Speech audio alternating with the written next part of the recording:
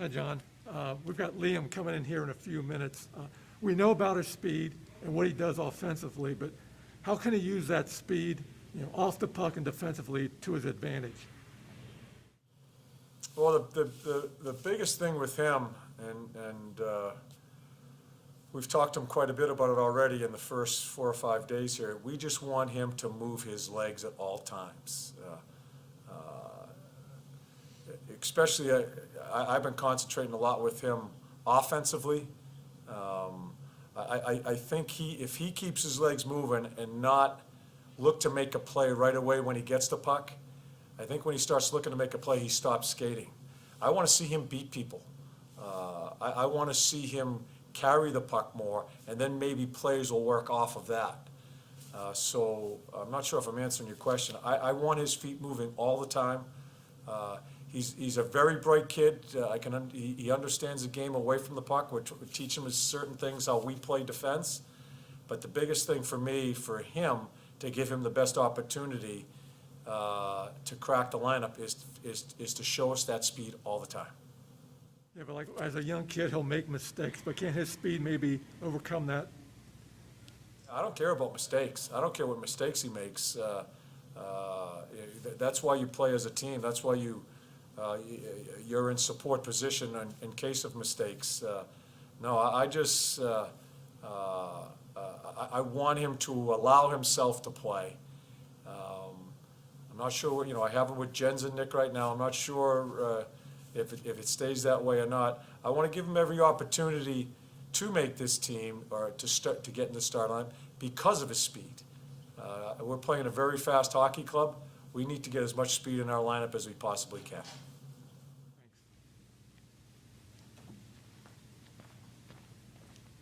Hey, John. The past few days you've had scrimmages. How nice has it been for all you guys to just kind of see some actual hockey being played out here?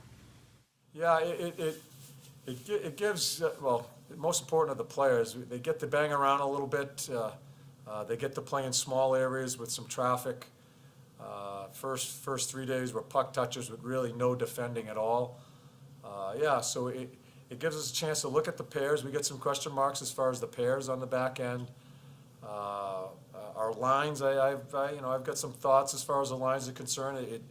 There's some good things today and yesterday that I liked. There's some things I didn't like with certain lines. So it gives us a chance to look at things in playing in a game. These guys haven't played a lot of games the past few months, so in real time, real game speed, work on our team concept and gives the coaches a chance to see who can play with who.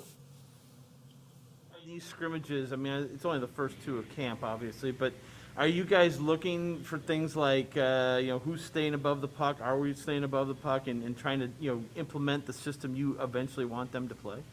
Yeah, we are. And what we've done in the split group as far as the 25-minute practice prior to the scrimmage of the whole camp is go over some of our team concept as far as what we're looking for. We did some defensive zone coverage today as far as some zone coverage. We've done talking about being above the puck. And so those other little 20, 25-minute sections of our practice is to teach that so they can bring it into the scrimmage. And not reading to what we're seeing out there, but if it does end up eventually that we see, Werenski and Jones on the same power play unit eventually, I see Jones potentially on the wall there. Just what is some of the logic in putting those two guys together? Zach was saying something the other day about how they can kind of interchange. One guy can play the point and the other guy can play the wall. Just transition easily. Is that part of it? Yeah. They read off of one another so well. We want to try them on a power play unit, and they're going to be on the ice. This is a best of 5 series. It's going to be. I'm putting people on the ice and fill them with ice time if I think they can help us to win that particular game. Because if you don't win that particular game, you're in trouble in a 5-game series. So we're going to get them on the ice as much as we possibly can. Good things happen when they're on the ice together, so we want to look at them as far as the power play. And we still haven't made final decisions as far as what our group's going to look like. but we certainly want to take a look at it early in camp here. Last thing for me is, today is, as a coach, I'm sure that you can't play favorites at all, ever. But when you see a guy like Gerby, and we've talked about him a lot, but when you see him out there and he's fighting for a spot, I mean, is it hard not to root for a guy like that, even as a coach sometimes? Yeah, he's an easy guy to root for. I mean, just the way he carries himself and throughout his whole career. As I've told you, I've known him for a number of years, back when he was in college. And I've watched him from afar, and it's a guy I always pulled for. And he's done some great things for our organization here when he's in Cleveland, as far as teaching some of the younger guys, as far as being professional and all that. And he just brings that type of enthusiasm that's infectious. Had a really good scrimmage today. That line had a really good scrimmage today. Yeah, so I don't know where it all goes. And but yeah, if you're asking me, I'll never put a guy in because he's a guy I'm pulling for. He's going to have to earn it, but that guy's he's an easy guy to watch and get excited about. John, a lot of these guys over the 4-month pause, whatever you want to call it, didn't have access to the typical workout facilities they normally would. You're 5 days into camp now. Can you say what the conditioning level has been, maybe the numbers that Nelson's come back with, relative to what it is like for the start of a normal training camp? Yeah, I don't remember the numbers and all that as far as, but with the eyeball test, I like what I see. And not only that, I think when you can be in really good shape, but when you haven't played with the puck for 4 months, in a situation like we're going through right now in our camp, those are the things I'm looking for also. I like our execution in some of these things here. So yeah, we have, we kind of switched the past couple of days, taken away some conditioning skates and allowed them to get into some scrimmages, and wanted to have them, give them a fair chance to scrimmage the proper way by just not being totally gassed from a bag skate. So we'll get back to some conditioning, but the overall shape of the camp, not only conditioning-wise, but also execution, I like in the first 5 days. Was that a concern for you? Again, just not knowing what a lot of these guys had? It wasn't, I just didn't know what to expect, but I think what helped was phase 2 in the small groups. I think our coaches did quite a bit of work with the guys, and in small groups, as I run my main camp in September, I like it in small groups because that's where you get your conditioning and your touches in, and you kind of twofold it. So I think the small groups in phase 2 helped us. I certainly can see some difference in phase 2 guys versus the guys that just came in. Some guys that weren't here for that.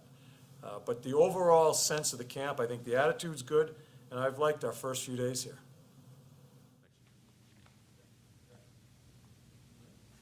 Good. Thanks, John.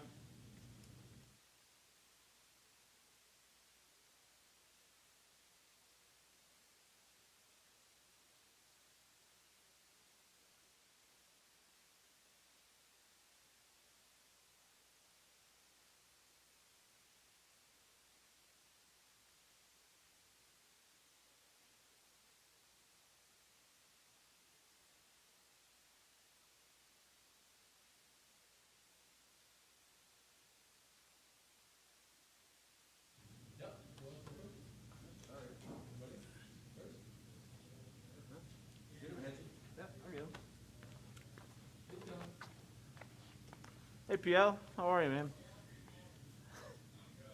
Good. Good to see you. I guess just to start off, how's camp going for you, and what's this whole? I mean, you came here for phase 2 as well. What's this whole thing been like for you? Obviously different. Good to be back on the ice. Like I said, I was here for phase 2, but smaller groups, so a lot different. But it's good to be back with everybody. Working on team stuff, not just individual stuff. When you look at this season and how it went for you, I mean, it's been 4+ months ago since the season ended. How would you grade your season, and are there things that you would like to, what things would you like to improve and keep working on in the playoffs? Just keep being a two-way game. Bringing offense, helping this team offensively, defensively. Just being consistent, just stuff like that. Yeah, obviously, when you watch, when people watch you play, you're an emotional player. Like you kind of seem to thrive off emotions. Can that be a double-edged sword sometimes? That where when you can kind of let emotions get away, or do you feel like just let it fly? Yeah, definitely. Something that can be a positive and a negative. I think my drive and my fire in me has brought me to this point where I am today. I think, I don't think I was ever the most talented or stuff like that. I think I just worked hard, and it was the fire in me that got me to getting drafted, that got me to the NHL. So, my dad always told me it's easier to hold a horse back than to push one. So, but it can definitely work both ways if you let it take control of you. So I'm working on that, reading, watching, talking to people, just to see, the opinion. But like I said, I think if you could control it, it can work really well for you. Balance the strike. Yeah, I mean, I'm 22 and I haven't yet figured it out 100%. But I think it's something that guys work towards their entire lives. You look at, like I said, I've been reading and talking to people, and athletes in other sports and in hockey and everything takes years and years and years to figure out, and when they finally do, that's when it's scary in a good way. So I'm keeping working on that, but it takes time, and I'm gonna keep working on it. Last one for me. Do you? We've talked about this the past couple of years about kind of being able to play with and against some of the top centers in the NHL and being able to basically just hang with them. When you look at the NHL and yourself, do you see yourself becoming one of those bona fide top centers eventually? Oh yeah. I'm working hard to accomplishing that. I think I still have a lot to learn and a lot of things I can get better at. But there's no doubt in my mind that I can become that. And now it's just putting in the hours, putting in the work, and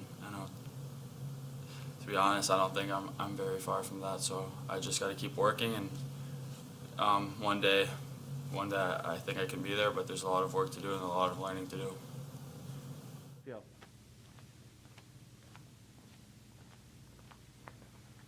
Hey, PL. With the guys that you guys lost, the Panarin, Duchesne, the offensive guys that were very comfortable in big moments like that, how much pressure now is on you, even at a young age, Cam, guys like that, to sort of step up, elevate, and be those guys in the big moments where maybe it's been easier to let other guys shine in the big moments. Now you guys are maybe under the spotlight more. Do you agree with that? I think personally, I put enough pressure on myself to come up big in moments like that, and it's a learning process, and it's getting better and getting stronger and getting more comfortable. But I don't really feel outside pressure. I strive to be the best player I can be, and be the best player I can be for this team. So, whether it's the first period, game 7 or game 1, you can. If you play well in the first and second, maybe you don't need a big third period goal. So, it's just keep working for. I think as long as what I'm trying to say, I guess, is as long as you think that every moment's a big moment, then you're fine. You don't necessarily need to put more pressure on yourself. Sounds like it's more excitement for you than pressure. Yeah, I don't feel any pressure in that. I think that it's just it's the pressure you put on yourself, and if you prepare for the moment, then there's no point of being nervous or adding extra pressure. It's excitement. It's about winning, and it's big moments, and there's no added pressure. Thanks, bud.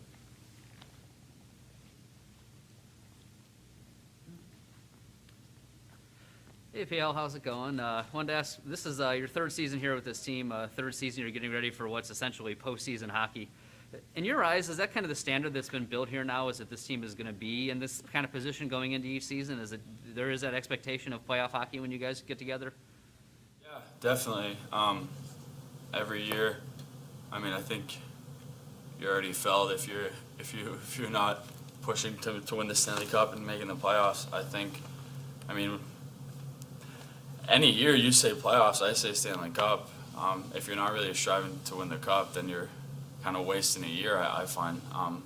You're not going to win it every year because there'll only be one, but at the end of the day, I don't think anybody's doing this job to just develop or just make the playoffs or just make it to the second round. I think at this point,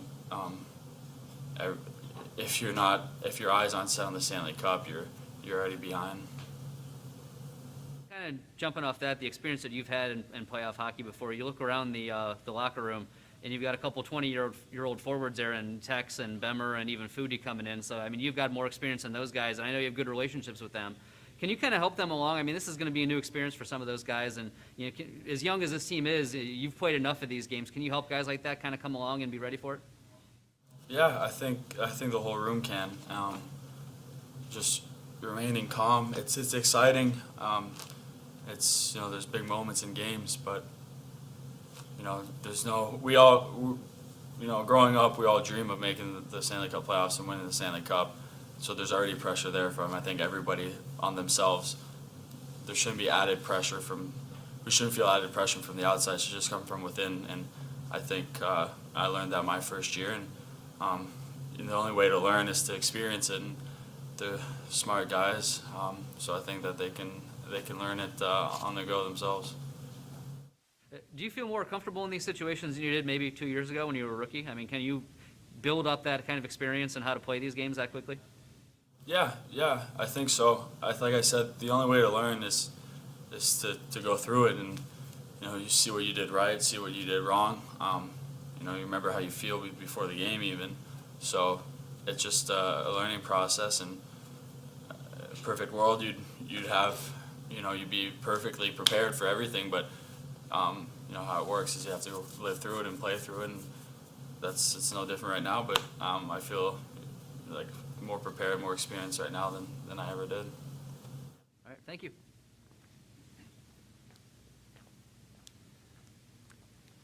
From a player's side, what sort of commitment does it take to sign up for a quarantine, to sign up for a bubble, and to commit to this time where you're going to be cut off from everybody else but your teammates?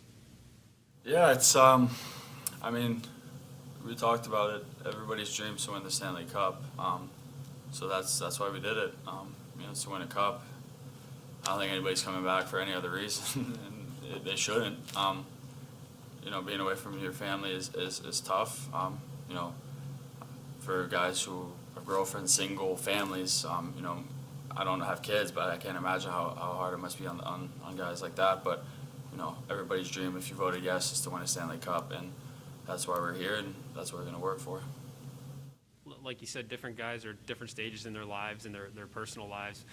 We talked to Nick early in the week, and he said that one of the things he told his kids was he's going to have to leave them, but he's going to do his best to come back with a cup. And you just sort of touched on this a little bit, but when you hear like stories like that guys making those sorts of goals and promises to their family, how does that resonate in a locker room? How do you guys sort of feel that everyone's given up something to go be part of this? Yeah, it's whether it's him or Savvy or Gus or even Cam, going away from your family is never easy, especially with kids and young kids. We talked about at the start of this camp, I guess, that if we're here, it's not for anything else but to win the cup. Nobody's trying to just make it to the second round or anything, and it's that extra motivation. But we're on the same page, and that's what's exciting to see.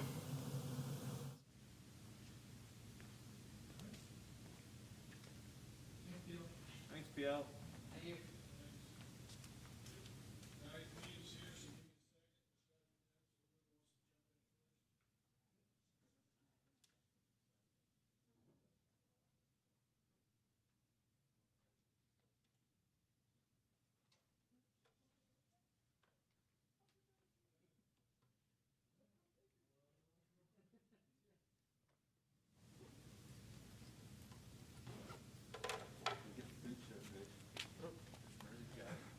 Hey, Liam, how you doing?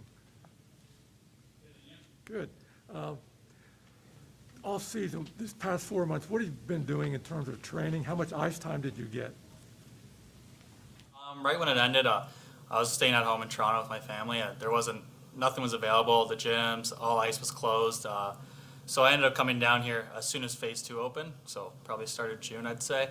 So that was a big factor for me coming down early, just trying to get some ice. So I've been skating for a good solid 4 weeks before this camp started. So that I felt I was pretty prepared coming into this camp. But back home, there wasn't much open. I think by the time I was leaving to come here, things were slowly starting to open back up.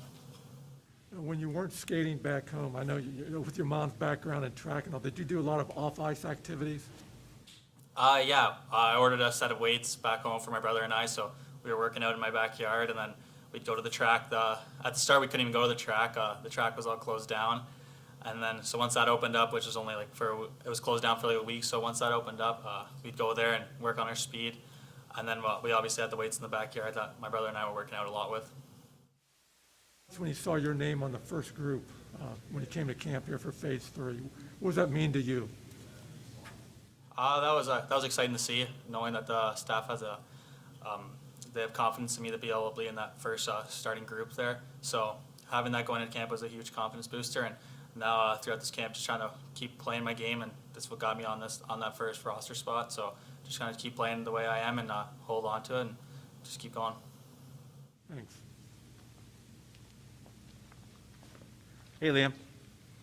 What was the conversation like, or how did you receive the news from the Blue Jackets when they told you, probably pretty early in the summer, that if this thing gets restarted again, you're definitely going to be part of it? Was that a lift, and did that carry you with you for several weeks there in the summertime? Yeah, that was huge because I have a few friends, like other junior friends, that have nothing to do till whenever the next season starts. So they got a while ago, and then having Yarmo call me and Torts call me as well. That was huge, knowing that I had an opportunity to come here and try to fight for a spot to play in the Stanley Cup playoffs was huge for me. So that was definitely extra motivation going through that tough time. How much work have you done with your little brother getting him ready for the draft in a pretty bizarre year? And do you guys have any sort of in-house competition as to who will be drafted higher in their draft? I hope he gets drafted higher than me. That'd be awesome for him. I always wish him the best for him. And back home, he's having Zoom calls. He was having Zoom calls every day with teams. So he'd have like 14 managers of staff are all on the Zoom call with him, and he's in the basement answering away questions. So he was doing that every day. So that was a nerve-wracking time for him. So anytime he had questions or anything, he's always asking me or my dad, and we were trying to help him out as best as possible, trying to go through that process. Yeah. Does he have that foodie speed? Is he similar to you in that respect? Yeah, we're pretty similar players in that sense, both really fast, and he's just more of a playmaker, I'd say. And the big thing he's trying to work on is his shot. That's always been his weakness in his game, so he's working on that right now a lot. And how cool is it for you? I know nobody can be there necessarily, but to have these games be in Toronto, that's got to be meaningful for you. Yeah, once I saw that the schedule come out playing against Toronto and that playing round, and the fact that it's in Toronto as well, it's pretty exciting. Growing up a Leafs fan my whole life, and now getting the chance to play against them in this playoff round or in this playing round would be it's really exciting. Thanks, man.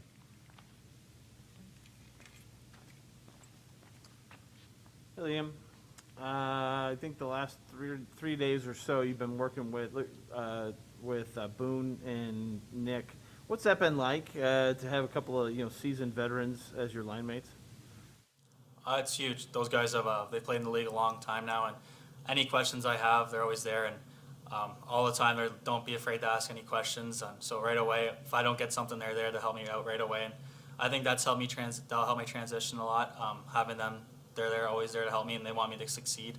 So they've been a huge help so far.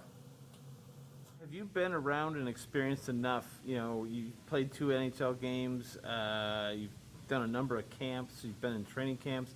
Does being here in Columbus now feel just kind of like natural? It definitely feels a lot more natural now compared to when I first got drafted, obviously. Coming down here, I've been here for 4 weeks before this camp even started, so just living down here, getting used to everything, it's definitely made me feel a lot more comfortable, and I think that's going to help me out in my play and just feeling a lot more at ease.